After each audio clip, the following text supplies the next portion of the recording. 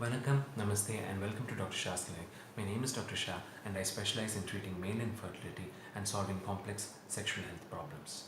Now, in today's video, I'm going to give you some mind-boggling facts on male infertility and male sexual health, and I sincerely request you to take 2 minutes of your time to listen to this video. Okay, now the WHO and the CDC data estimate that approximately 250 million couples at any point of time are suffering from some form of infertility, which means, and this is a big number, what this in principle means is that infertility is now a public health problem and is now an epidemic in all the countries throughout the world. And India, interestingly, features in the top 5 or top 10 countries with facing fertility issues. I mean, it's a bad joke. Imagine who would have thought of India, which is probably the world's biggest population, to face such complex infertility issues. Second, point number 2, male infertility alone affects over 7% of the global population, and this also includes male sexual health issues. Now this number is a very scary figure because this means millions, maybe hundreds and millions of men are facing some problem with their fertility aspect, their family life, or having some difficulty with their sexual health issue. And this number is scary simply because the number is even more than diabetes mellitus, which is supposed to be one of the world's biggest diseases.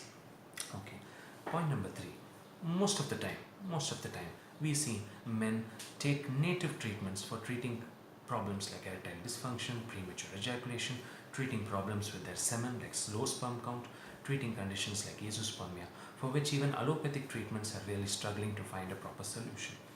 Now, although native treatments works very well in certain conditions, we do not have adequate published studies or scientific data to validate the effectiveness of native treatments and plant extracts, etc., for these particular issues.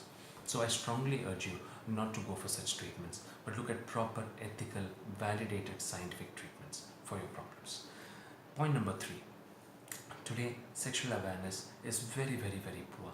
This is simply because sexual medicine is not a taught subject in schools or in college, which is also understandable because our culture in general is extremely conservative. Even couples don't openly come out and speak about their sexual health issues even to their doctor. But this has to change at some point or the other. The other day, let me give you a very interesting scenario. The other day when I was sitting in my clinic, a couple came to me with a fertility issue. They were suffering from infertility for 7 years. When we probed in, we understood that there was a problem of non-consummating the marriage. There was a non-consummation of marriage, which simply meant that in the last 7 years, the couple had never actively engaged in any form of sexual intercourse. The woman was blaming the man for erectile dysfunction and the man was blaming the woman for pain during intercourse. Yet, they never managed to communicate with each other for the last 7 years. What we simply did was we evaluated them individually and we made them communicate with each other, and now they are happy and they're pregnant with a child. We were able to sort out their issue. We see hundreds, maybe thousands of such patients every month on month with such problems.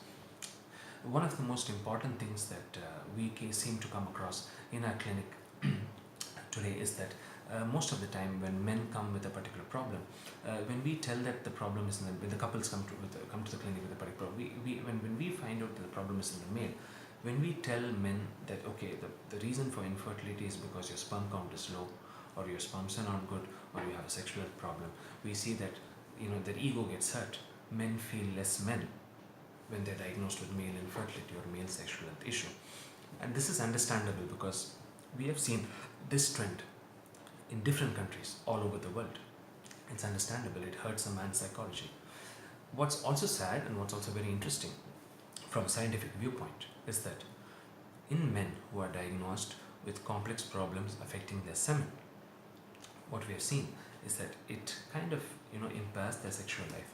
Now, fertility and sexual health go hand in hand. They're not different things.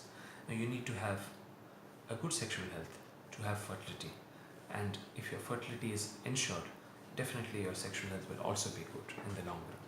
It brings the bonding between couples. So I hope you found this video interesting. That's all for today. I request you to subscribe below and leave your valuable comments. And I look forward to seeing you on my next video where we'll go in depth into every topic about male fertility and sexual health. This is Dr. Shah signing off for now. Vanakkam.